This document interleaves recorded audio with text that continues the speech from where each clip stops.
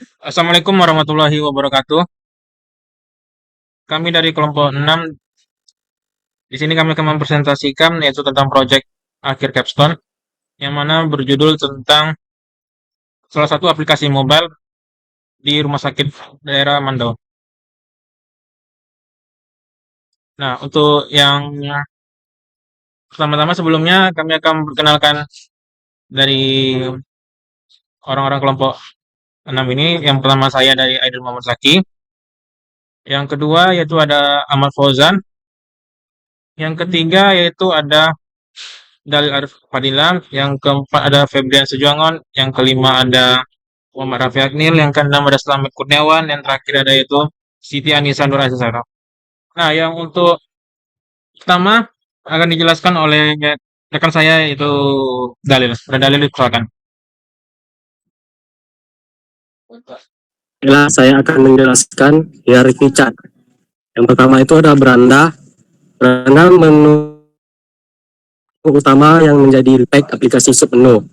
Yang 1.1 looking for fitur pencarian untuk mencari sesuatu di dalam aplikasi. 1.2-nya populer, daftar fitur atau konten yang paling sering digunakan. 1.3 list of doctor, berisi daftar dokter yang tersedia.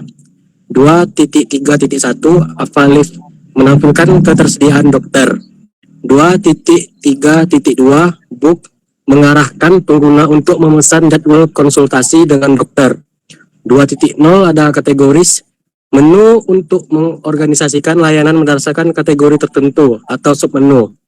Yang 2.1-nya list of doctor, sama seperti pada 1.3, menampilkan daftar dokter submenu. 2.11 Avalif, informasi mengenai dokter yang tersedia. 2.1.2 book, untuk memesan jadwal dengan dokter.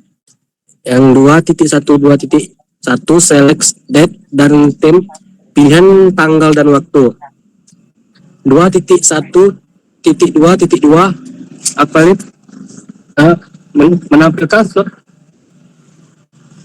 menampilkan slot waktu tersedia. Yang ketiga ada 3.0 kalender, menu kalender yang membantu pengguna untuk mengatur janji temu. Yang 3.1 select data atau time, pilih tanggal dan waktu. Yang 3.2 Avalif tim slot waktu yang tersedia. 3.1.1 book now, mengonfirmasi pemesanan waktu tertentu. 4.0 ada live chat, fitur untuk mengkomunikasi langsung submenu. 4.1 ada chat with dokter, memungkinkan pengguna untuk berkonsultasi dengan dokter melalui live chat. Yang 5.0 ada profil, menu untuk mengelola data pribadi pengguna. Yang 5.1-nya history, riwayat aktivitas pengguna seperti janji, temu, dan pembayaran. 5.2 ada personal detail, data pribadi pengguna. Yang 5.3.1 name, nama pengguna. 5.321 email, alamat email. Yang 5.3.3 phone, nomor telepon. Yang 5.3.4 location, adalah lokasi pengguna. Yang 5.3.5 ada gender, ada jenis kelamin pengguna. Dan 5.3 ada address, alamat pengguna. 5.4-nya payment method pembayaran yang dapat digunakan. 5.5 ada about, informasi tentang aplikasi. 5.6-nya ada help, pusat bantuan untuk pengguna. Yang terakhir 5.7 yaitu logout, keluar dari aplikasi. Terus yang kedua ada activity diagram. Tolong slide-nya dirubah, teman.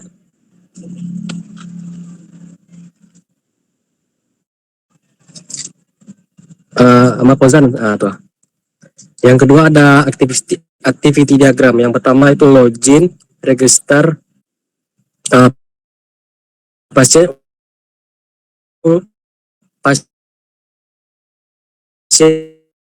masuk ke dalam akan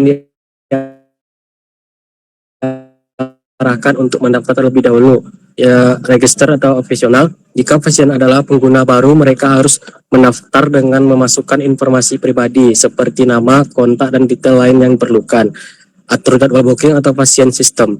Pasien memilih jadwal yang tersedia sesuai dengan preferensi mereka. Proses ini mencakup pemilihan dokter, tanggal, dan waktu yang diinginkan, persetujuan dokter atau sistem dokter.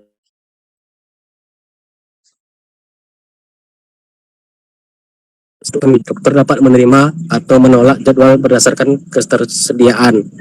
Jadwal booking dokter, jika dokter menyetujui jadwal, sistem akan mengkonfirmasi jadwal tersebut kepada pasien. Jika ditolak, pasien akan diberitahu untuk memilih jadwal lain. Yang ketiga ada activity diagram login. Step selanjutnya, di sini kita terlebih dahulu memasuki halaman web. Aktivitas dimulai ketika pengguna mengakses halaman login pada sebuah sistem, menampilkan form login. Sistem akan menampilkan formulir login kepada pengguna, biasanya berisi input untuk username dan password. Input username dan password menggunakan memasukkan informasi kredensial, yaitu username dan password. Validasi kredensial. Sistem memberikan apakah username dan password yang dimasukkan cocok dengan data yang tersimpan dalam database. True, berhasil jika informasi benar, pengguna diarahkan ke halaman beranda. False, gagal jika informasi salah, pengguna akan diminta untuk mengisi ulang username dan password. Tampilkan halaman beranda. Jika login berhasil, pengguna diarahkan ke halaman utama aplikasi, akhir atau alur. Proses login selesai setelah pengguna berhasil masuk ke halaman beranda. Baik, selanjutnya akan dijelaskan oleh teman saya. Aku lagi ya? Aku lagi? Iya.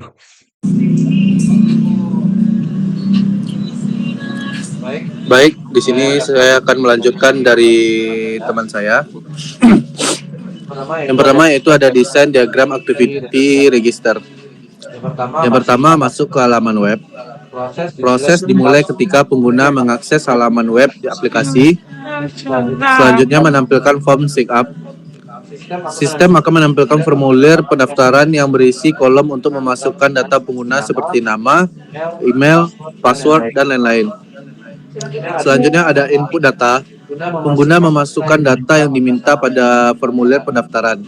Selanjutnya validasi data.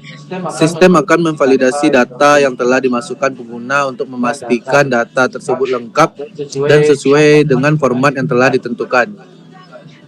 Selanjutnya kondisi. False.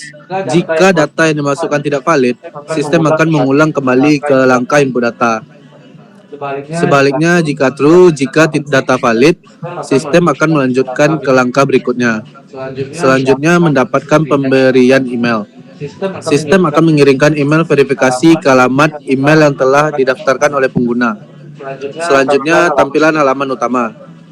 Setelah pengguna mengkonfirmasi email verifikasi, sistem akan mengarahkan pengguna ke halaman utama aplikasi.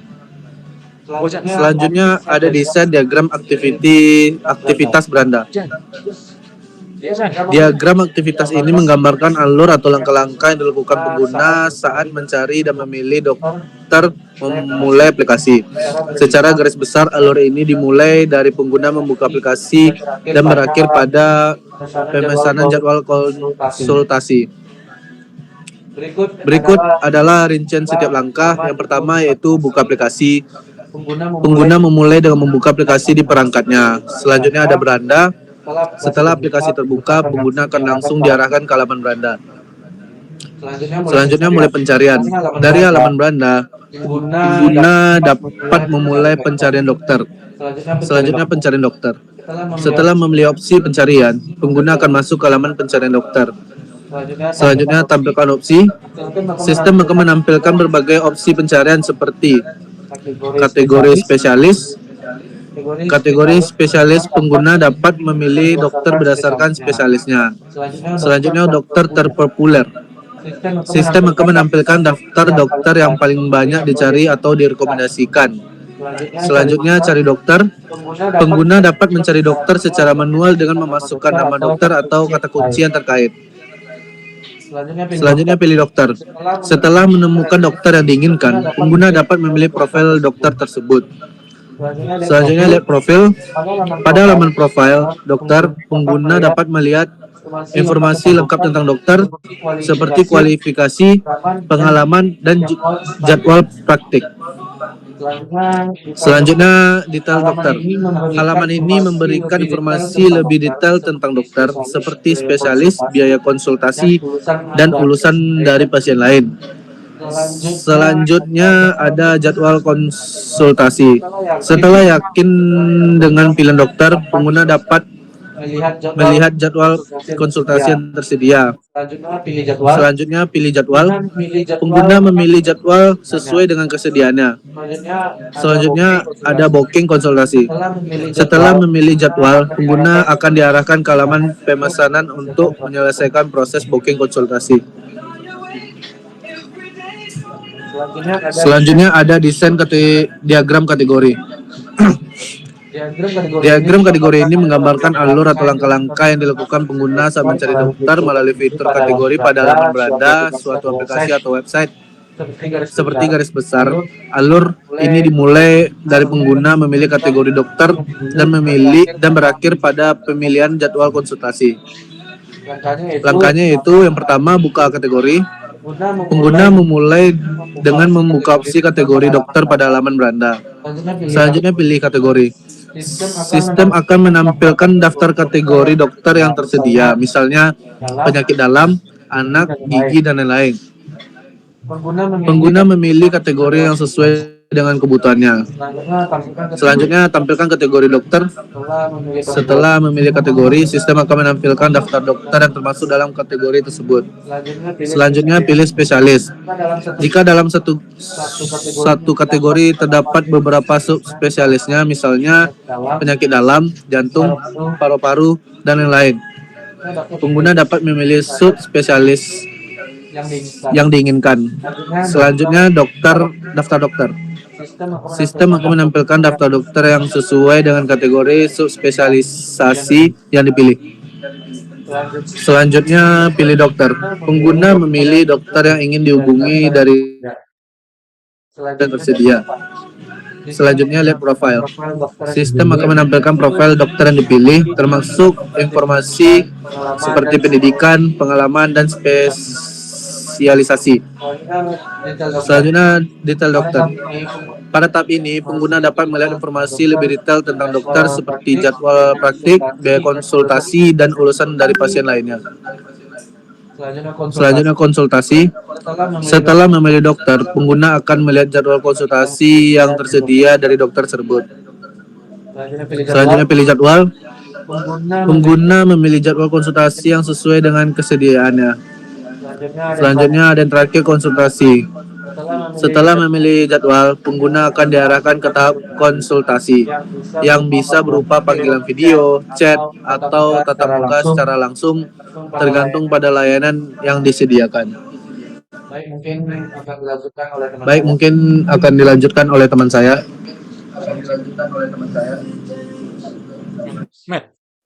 Baiklah, di sini saya Samad Kurniawan akan menjelaskan diagram activity jadwal. Yang pertama kita untuk activity diagram jadwal ini kita memproses pertama yaitu dimulai ketika pengguna pasien mengakses halaman web pada aplikasi menyediakan layanan pemesan jadwal. Yang kedua kita memilih jadwal pertemuan, di mana kita memilih jadwal pertemuan yang diinginkan seperti tanggal, waktu, dan dokter yang ingin kita temui. Yang ketiga yaitu kita menginputkan proses. Sistem di sini memproses data yang kita pilih pada jadwal yang dilakukan oleh pengguna. Yang keempat yaitu kemudian dokter mendapatkan jadwal pertemuan. Dan di sini sistem menginformasikan kepada jadwal pertemuan yang telah dipilih oleh pasien tadi kepada dokter yang bersangkutan. Yang kelima yaitu memproses jadwal. Sistem akan memproses jadwal pertemuan yang telah dipilih termasuk memeriksa ketersediaan jadwal dokter dan melakukan pembukuan. Kondisi. Jika terjadi kesalahan, maka proses pemesanan atau jadwal dipilih tidak tersedia. Sistem akan mengulang kembali ke langkah jadwal pertemuan. Jika true, Proses pemesanan berhasil. Sistem akan melanjutkan ke langkah kepada pasien bahwa jadwal pertemuan lebih telah berhasil dipesan.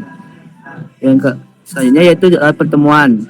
Setelah disetujui, sistem akan memberikan informasi kepada dokter bahwa jadwal pertemuan telah disetujui. Ya, selanjutnya yaitu diagram activity live chat. Pertama, kita masuk ke halaman chat. Di sini kita pengguna mengakses halaman atau aplikasi chat. Kemudian kita login, pengguna masukkan kredensial login seperti username, password untuk masuk ke dalam akses mereka.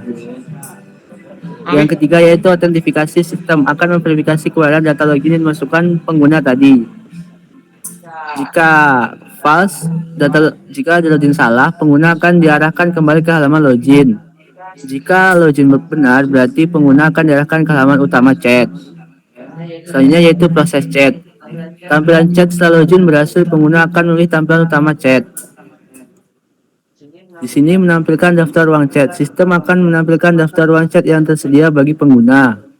Selanjutnya, pengguna akan dapat memilih ruang chat dan mengirimkan pesan.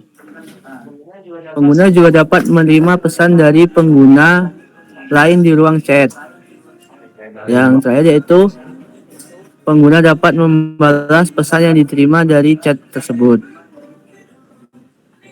Slide selanjutnya yaitu activity diagram profile. Di sini kita bisa melihat profil pengguna atau user. Di sini kita dapat mengedit profil. Jika kita ingin memperoleh profil kita atau data pribadi juga bisa. Jika tidak, kita juga bisa mengganti jadwal atau tidak ada titik temu. Kembali lagi jika kita ingin memperbarui profil kita, maka otomatis sistem akan menyimpan perubahan tersebut. Baiklah, selanjutnya akan disampaikan oleh rekan saya. Baiklah, di sini saya akan menjelaskan desain use case diagram di bagian pasiennya. Di mana di sini ada pasien atau user, mana pasien sebelum login, pasien mendaftarkan dulu username atau passwordnya. Lanjut ke bagian register. Register ini adalah untuk tindakan pengguna yang untuk mendaftarkan akun baru pada sistem. Dan ada menu konsultasi yang dimana menu ini untuk menggambarkan tindakan utama pengguna itu melakukan konsultasi dengan dokter atau tenaga medis lainnya. Lanjut ke menu logout, yaitu untuk keluar dari sistem. Sebelum konsultasi kita bisa untuk ngecek dokter terlebih dahulu. Lanjut ke use case diagram dokter, di mana dokter ada menu loginnya. Terlebih dahulu membuat dulu username atau passwordnya. Kedua, register. Registernya untuk menggambarkan dokter untuk mendaftarkan akun baru pada sistem, termasuk informasi seperti nama spesialisnya dan radiasi lainnya. Lanjut ke konsultasi konsultasi pasien dan logout. Selanjutnya use case diagram resepsionis, yang dimana resepsionis ini memerlukan akses untuk login juga. Sebelum itu daftar username dan password juga. Lanjut ke bagian manajemen user, yaitu guna untuk menggambarkan tindakan resepsionis dalam mengelola data pengguna sistem, seperti menambah pengguna baru, mengubah data pengguna, dan menghapus pengguna. Dan ada bagian menu logout untuk keluar dari sistem. Selanjutnya bakal dijelaskan oleh rekan saya.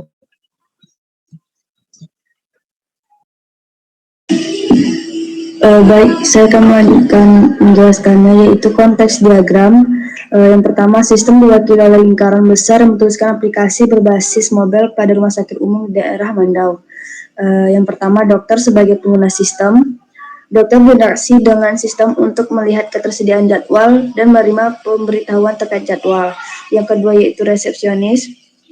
sebagai administrator, resepsionis berinteraksi dengan sistem untuk melakukan registrasi pasien dan menerima konfirmasi jadwal yang telah disetujui. Yang ketiga yaitu pasien. Sebagai pengguna akhir, pasien menerima pemberitahuan jadwal dan melakukan konfirmasi jadwal yang telah disetujui. Yang pertama yaitu ketersediaan jadwal. Sistem memberikan informasi mengenai ketersediaan jadwal kepada dokter. Yang kedua yaitu pemberitahuan jadwal. Sistem mengirimkan pemberitahuan jadwal kepada dokter, resepsionis, dan pasien. Yang ketiga yaitu jadwal yang disetujui. Resepsionis menginputkan data jadwal yang telah disetujui ke dalam sistem. Yang keempat, registrasi pasien. Resepsionis melakukan registrasi pasien melalui sistem. Selanjutnya yaitu yang pertama, manajemen jadwal. Mengelola sistem ini memiliki fungsi utama. Yang pertama, mengelola jadwal dokter dan pasien. Yang kedua, komunikasi, memfasilitasi komunikasi antara dokter, resepsionis, dan pasien terkait jadwal. Yang ketiga yaitu registrasi pasien, melakukan proses registrasi pasien baru. Selanjutnya,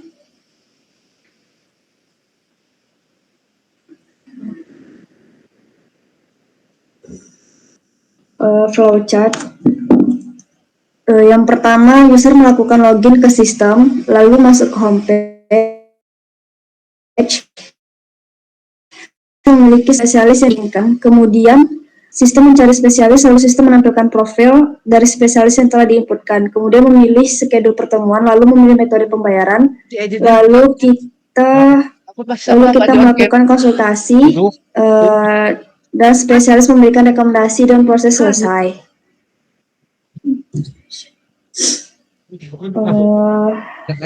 Desain data program DFD level 1. Yang pertama, pasien merupakan pengguna sistem yang berinteraksi dengan sistem untuk mendapatkan layanan kesehatan. Yang pertama, beranda merupakan halaman utama yang menampilkan informasi dasar kepada pasien. Yang kedua, kategori memungkinkan pasien memilih jenis layanan atau dokter yang diinginkan. Yang ketiga, kalender menampilkan jadwal dokter yang tersedia dan memungkinkan pasien untuk berkomunikasi secara langsung dengan dokter melalui chat. Yang kelima, profil menampilkan profil pasien termasuk riwayat kesehatan, data, dan pribadi.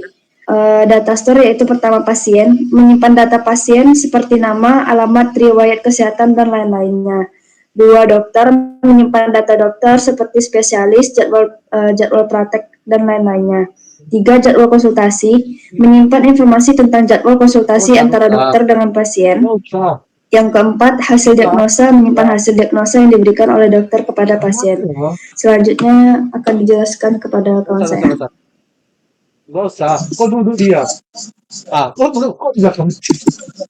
Baiklah, di sini saya Febrian Sujongon akan menjelaskan DFD level 2, yang dimana di sini entitasnya yaitu pasien, yang dimana pasien bisa mencari kriteria pada fitur looking for. Nah, itu inputnya dan menemukan output yaitu dokter. Kedua, yaitu ada fitur populer yang dimana pasien bisa menginputkan permintaan dokter populer, itu sehingga mengoutputkan dokter populer. Yang ketiga itu ada terdapat fitur list of dokter, yang dimana input dari pasien itu mencari permintaan dokter. Nah, outputnya yaitu mendapatkan daftar dokter. Selanjutnya di situ ada data dokter, yang dimana data dokter itu akan masuk ke list of dokter dan mendapatkan output terhadap pasien.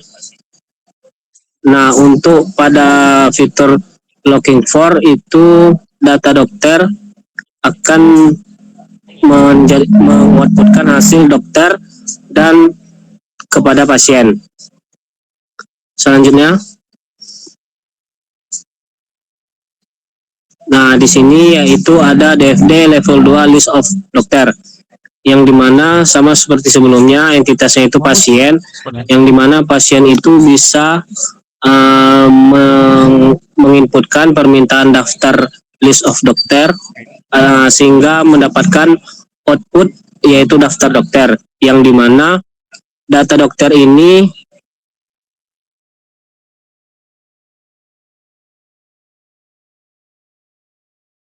dokter. Selanjutnya, nah selanjutnya di sini terdapat DFD level 2 kalender, yang dimana ketika pasien memilih jadwal, maka outputnya yaitu akan mendapatkan konfirmasi jadwal, yang itu dimana fitur kalender, sehingga datanya itu yang akan masuk ke kalender sebelumnya akan mengoutputkan permintaan jadwal.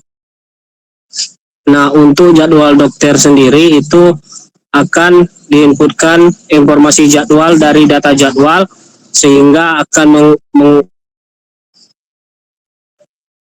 hilang layarnya, sehingga akan mengkonfirmasi ke jadwal sehingga masuk ke data jadwal. Itu penjelasan dari DFD level 2 kalender. Selanjutnya akan disampaikan oleh teman saya.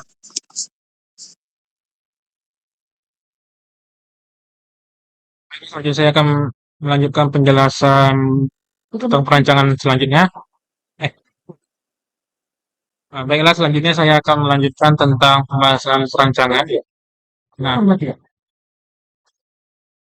speaker kok mati nggak, Bi? Yang selanjutnya itu tentang DFD level 2 live chat. Nah, dari DFD level 2 live chat ini, dari mana? Dari titiknya live chatnya sendiri, dari pasien itu menginputkan keluhan pasien dari ke live chat, dan dari keluhan pasien tersebut nyampe ke data store. Nah, selanjutnya dari data store akan menghasilkan outputnya itu dari diagnosa dokter yang ke arah live chat, dan terus diteruskan ke diagnosa dokter itu ke pasien tersebut. Nah, next selanjutnya. Nah, selanjutnya itu tentang DFD level 2 profile. DFD level 2 profilnya sendiri, dari profilnya sendiri, yang mana dari pasien yang ini melakukan input data pasien ke profile.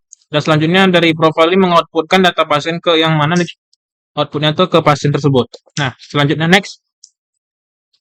Nah, selanjutnya tentang RD. Dari RD sendiri ada beberapa entitas-entitas yang ada. Yang pertama yaitu user pengguna, message live chat, kategori, booking, notifikasi.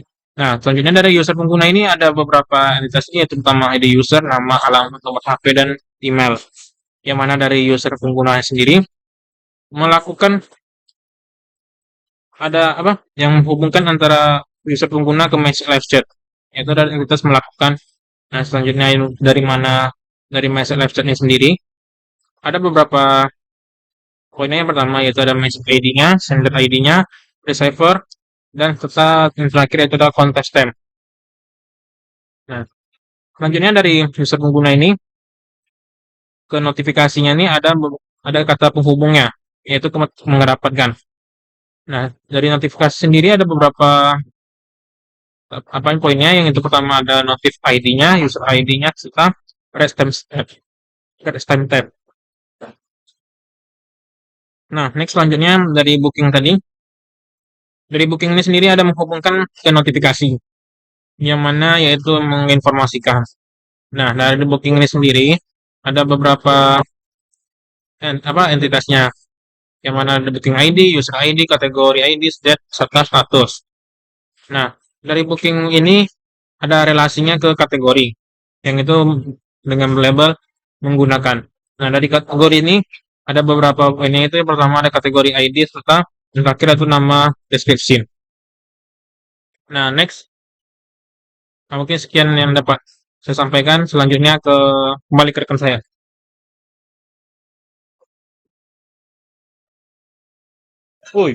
Baiklah, sini saya akan menjelaskan tentang tampilan Figma yang kami pakai. Buka di B, pos B. Jelas 03 sampai.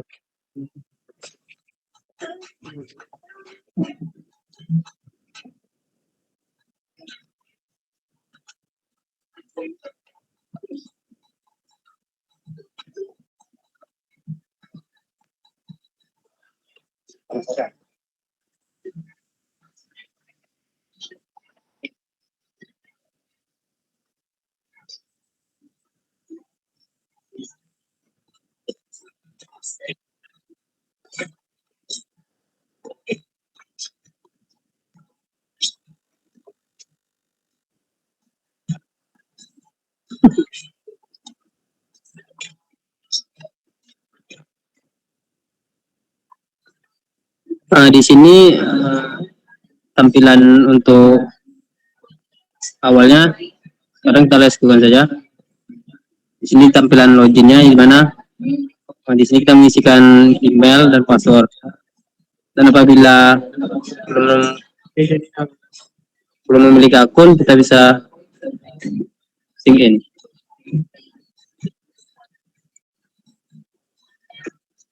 Untuk sign up itu untuk pembuatan akun baru itu ada email, nama, dan nomor. Kita continue. Di sini ada untuk enter OTP-nya, untuk reset password-nya. Ini untuk tampilan awalnya. Dan untuk booking-nya,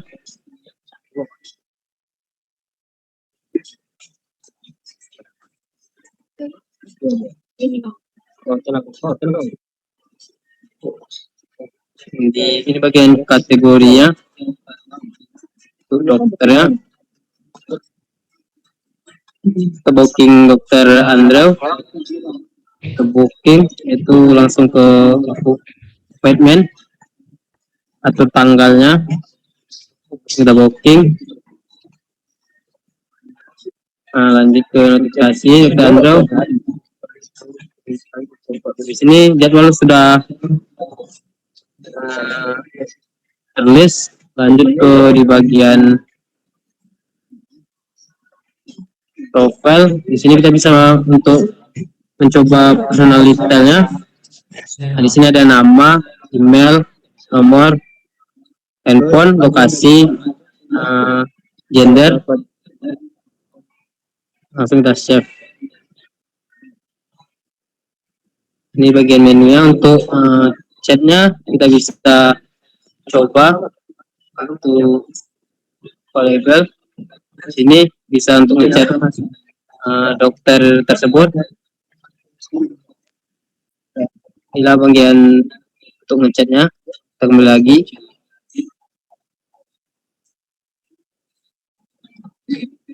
Bisa back lagi. Mungkin untuk bagian Figma-nya itu saja bisa saya sampaikan. Saya lanjutkan pada rekan saya.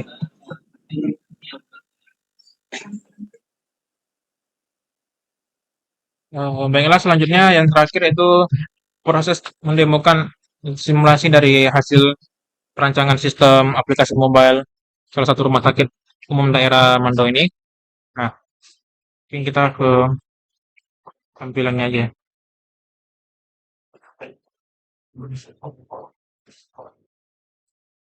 Nah, mungkin ini dari bentuk project.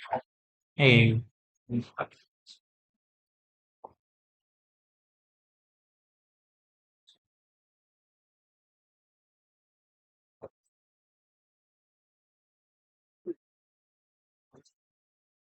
nah, kenapa, Bing? Nah, mungkin ini dari bentuk tampilan hasil apa? Prosesnya dari codingannya ya. Dari codingannya sendiri, di sini kami menggunakan salah satu framework React natif karena berbentuk mobile ya. Nah, yang mana dari React sendiri ini ada beberapa komponen. Tentunya yang pertama dari aset. Aset ini berupa gambar-gambar, huruf, dan font atau sebagainya.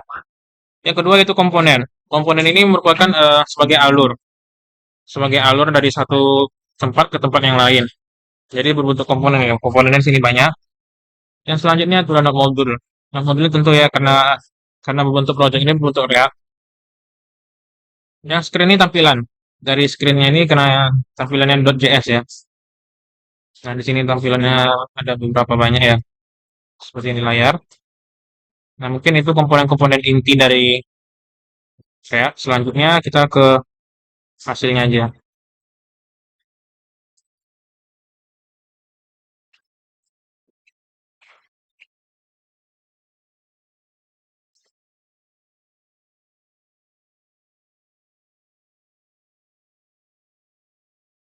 hasilnya bentar.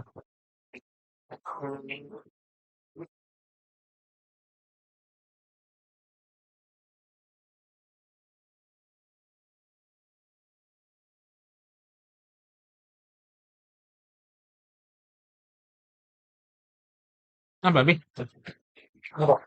Nah, ini dari bentuk simulasinya. Yang pertama, ini contohnya udah yang hasil didemokan menggunakan salah satu smartphone, handphone. Nah, pertama di bagian menu login, sebagai contoh kita masukkan warna.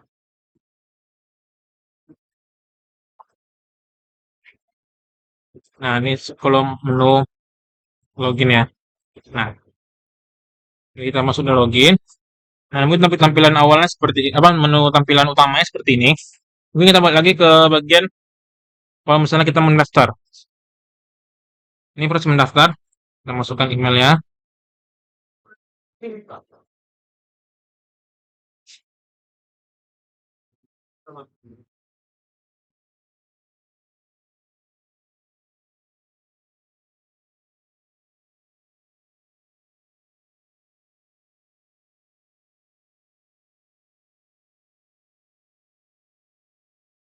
Nah, ini contoh sebagai mendaftar. Menyangkut kode OTP. Nah, kalau misalnya dari kode OTP ini nanti email verifikasinya dari emailnya, yang kemudian dari emailnya itu misalnya sudah melakukan verifikasi dan langsung hasilnya ke menu tampilan awal nih. Nah, mungkin dari tampilan menu awal ini apa aja misalnya sudah dijelaskan oleh teman saya dari menu tampilan awal. Nah, selanjutnya kita prosesnya ke available. Misalnya kita, nah ini menu message-nya, fitur chat yang ada di dalam komponen kami. Nah, di sini. Di sini sudah menambahkan bisa mengirim pesan ya.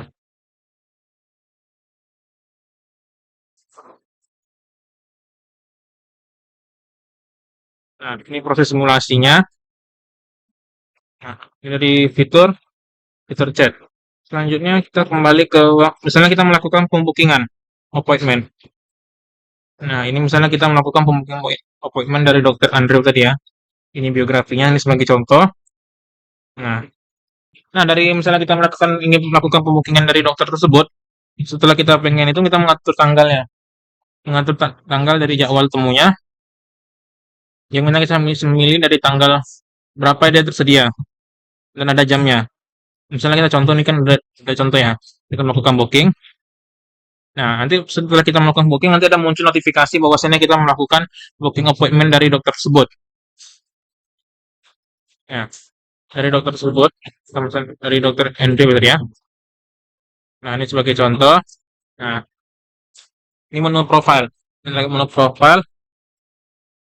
Yang mana di profile sendiri ada history, personal detail, alamat, tentang ketentuan aplikasi, bantuan, dan logout dari aplikasi ya. Ini sebagai menu apa? Contoh dari personal detail. Ini contoh akunnya. Misalnya kita melakukan perubahan. Kalau misalnya udah, kita save change. Nah, mungkin dari ini menu apa? Contoh dari simulasi hasil demo dari hasil rancangan sistem aplikasi mobile kami. Nah, jadi kalau bisa dibilang intinya itu alasan kami mengapa mengambil perancangan sistem booking appointment dari aplikasi mobile salah satu rumah sakit ini, karena tentu sebelumnya di dalam apa banyak tantangan, misalnya kebanyakan dari rumah sakit itu kebanyakan proses pertemuan janji itu banyak bersifat manual, dan kemudian ada misalnya kayak antrian itu masih bersifat panjang, yang mana mungkin kebanyakan merasa nggak nyaman ya. Dan selanjutnya itu mungkin salah satu alasan mengambil. Nah, jadi selanjutnya yaitu alasan mengapa mengambil proyek ini yaitu ada kebutuhan untuk solusi digital. Karena seiringnya perkembangan zaman, sehingga harus ditingkatkan dari segi faktor dari maupun kesehatan dan sebagainya. Nah, mungkin sekian dari proyek Capstone yang dapat kami sampaikan. Lebih dan kurang kami mohon maaf. Wabillahi taufiq wal hidayah. Wassalamualaikum warahmatullahi wabarakatuh.